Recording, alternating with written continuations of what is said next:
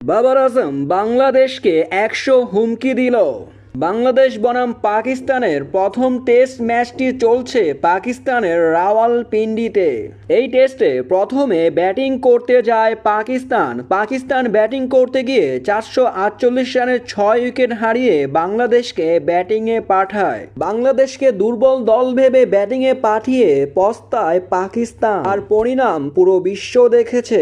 পাকিস্তানের বোলারদের উড়োধুড়োভাবে পিটিয়েছেন বাংলাদেশি ব্যাটাররা, যেখানে সেঞ্চুরি হাঁকিয়েছেন মুশফিকুর রহিম। ১৯১ রানের দুর্দান্ত একটি ইনিংস খেলেন এই তারকা। তবে বাংলাদেশকে থামাতে এবার বাংলাদেশকে ১০০ হুমকি দিলেন বাবার আজম পঞ্চম দিনে যদি ব্যাটিং করতে নামে তাহলে সেঞ্চুরি করবেন বাংলাদেশের বিপক্ষে।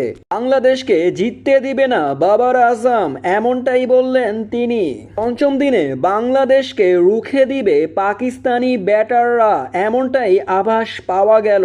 তবে দর্শক, আপনার কি মনে হয় বাংলাদেশ বনাম পাকিস্তানের প্রথম টেস্ট ম্যাচটির ফলাফল কি হতে পারে?